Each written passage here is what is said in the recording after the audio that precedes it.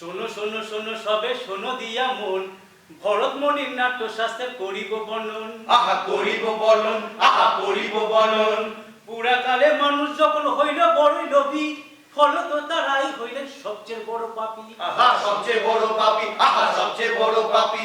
দেবরাজ কহিলেন ইন্দ্র ব্রহ্মদেবকে, এমন কিছু করুন যাহা রক্ষিবে মনুষ্যকে। যাহা রক্ষিবে মনুষ্যকে, যাহা রক্ষিবে মনুষ্যকে। চারি বেদের সকল রস লইয়া ব্রহ্মদেব রচিলেন নাট্যশাস্ত্র, যাহার নাম পঞ্চম বেদ। যাহার নাম পঞ্চম বেদ, যাহার নাম পঞ্চম বেদ।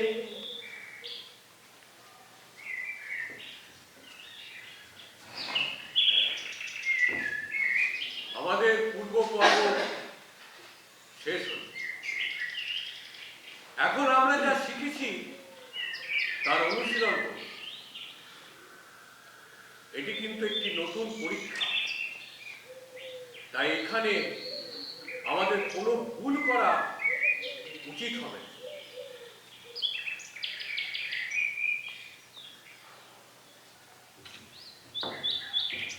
প্রণাম মুনিবর। সর্বদা দয়ালু হও। বলো, তোমাদের এখানে আগমনের উদ্দেশ্য কি? মুনিবর, আপনি যবে থেকে নাট্যশাস্ত্র রচনা করেছেন, আমাদের মনে অনেক প্রশ্নের উদ্ভব হয়েছে, আর সেই সব প্রশ্নের উত্তরের জন্যই আপনার কাছে আসা। বলো বলো, বিনা দ্বিধায় তোমাদের মনে যে প্রশ্ন উদয় হয়েছে তা এখানে উত্থাপন করো। গুরুদেব, গুরুদেব কিভাবে এই নাট্যশাস্ত্রের উৎপত্তি হলো, আর এর উৎপত্তির কারণই বা কি? ও ভালো প্রশ্ন জিজ্ঞাসা করেছে। শুধু এই প্রশ্ন শুধু নাটকের জন্যই নয়, এ আমাদের জীবনের সঙ্গে ত্রেতা যুগের পরে মানুষের মধ্যে লোভ বড় প্রকট হয়ে ওঠে। পাপ ও সংঘাতের পথে মানুষের এগিয়ে যাওয়ার প্রবণতা থাকে। তখন ইন্দ্র ব্রহ্মার কাছে প্রার্থনা করেন এমন একটি মাধ্যম তৈরি করার জন্য যা দৃশ্যমানতা এবং শ্রবণ শক্তিকে যুক্ত করে সমগ্র মানব জাতির ধর্ম, অর্থ, কাম ও মোক্ষের দিকে নিয়ে যেতে পারে। ইন্দ্রের অনুরোধে ব্রহ্মা রচনা করলেন নাট্যবেদ, যার প্রায়োগিক দিক হল এই নাট্যশাস্ত্র। সাধু সাধু। মুনিবর, আমরা জানি বেদ হচ্ছে জগতের সকল জ্ঞানের ভান্ডার। এই জগতের সকল রহস্যই লুকিয়ে রয়েছে এই বেদে। সুতরাং এই বেদগুলি তো আমাদের জন্য যথেষ্ট ছিল। তাহলে কেন এই নতুন বেদের সৃষ্টি করা হলো? নতুন বেদ সৃষ্টি করার কারণ হল সাধারণ মানুষকে সহজভাবে সমস্ত কিছু বোঝাবার ব্যবস্থা করতে হবে। মনে রাখতে হবে, একমাত্র নাটকের মাধ্যমেই আমরা সাধারণ মানুষকে শিক্ষা এবং ধর্মের পথে নিয়ে যেতে পারি। এই শুভ উদ্দেশ্য অর্জন করার জন্য স্বয়ং ব্রহ্মা 4টি বেদকে এক করে নাট্যবেদ রচনা করেন। আচ্ছা, এই 4টি বেদের তত্ত্ব ও উপাদানগুলো নিয়ে কিভাবে সৃষ্টি হলো এই নাট্যবেদের? গুরুদেব, আপনি যদি একটু বিস্তারিত বলেন।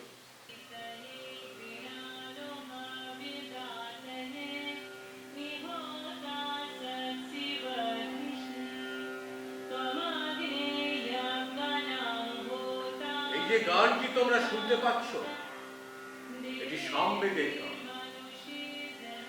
নাটকে গান এলো সামবেদ থেকে, যজুর্বেদ থেকে এলো অভিনয়, এবং অথর্ববেদ থেকে এলো রস। এই 4টি বেদকে এক করে ব্রহ্মা রচনা করলেন নাট্যবেদ। গুরুদেব, একটা প্রশ্ন, আচ্ছা কি শুধুমাত্র দেবতাদের জন্যই নাটক তৈরি হয়? না না না, তা নয়।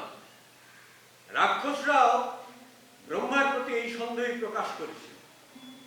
দেবতা, দানব, মানুষ, রাক্ষস সকলেই নাটক করতে পারে। নাটকে সমস্ত আচার দেখানো হয়েছে। এই গ্রন্থটি পৃথিবীর বর্ণনা দেয়। শুধু তাই নয়, দুঃখে ক্লান্ত এবং শোকে জর্জরিত সকলকে এই নাটক বিশ্রাম দিতে পারে। এই নাটকের মধ্যে সমস্ত রস, সমস্ত অনুভূতি, সমস্ত শাস্ত্র, সমস্ত শিল্পকর্ম রয়েছে। এমন কোনো জ্ঞান নেই, এমন কোনো ক্রিয়া নেই যা নাটকে দেখা যায়। আশ্চর্য! পুরো সৃষ্টি, লৌকিক, অলৌকিক, ধর্ম, শিল্প সবই নাট্যকলার মধ্যে। হ্যাঁ, নাটককে সমস্ত কলা ও শিল্পের উৎস বলা হয়।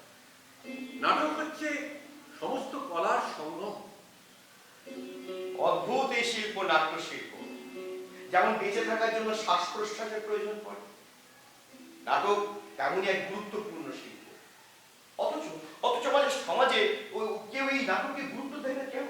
আমি নিজে দেখেছি এই শিল্পকে অনেকেই অপ্রয়োজনীয়, অপ্রত্যাশিত হিসেবে মনে করে। আমরা শিল্পী, নীতি নির্ধারক। শিল্পই আমাদের ধর্ম। আমরা শিল্প নিয়ে পরীক্ষা নিরীক্ষা করি, নীতি নিয়ে। মনে রাখতে হবে, নাটক শুধুমাত্র একটি শিল্পই নয়, এটি সমাজের একটি আয়না, যা সমাজকে মানবতার দিকে এগিয়ে নিয়ে যায়। নাটক বর্ণ, ধর্ম এবং ভৌগোলিক সীমানাকে অবলীলায় অতিক্রম করতে পারে, সামাজিক বৈষম্যকে দূর করতে পারে। এই অনুভূতি নিঃসন্দেহে বিশ্বকে একটি আদর্শ বিশ্বে রূপান্তর করে। যথার্থ, কোনো সন্দেহ নেই যে শিল্প ছাড়া যে সমাজ, তা পশুর সমাজ। এই তো তোমরা সব বুঝতে পেরেছ।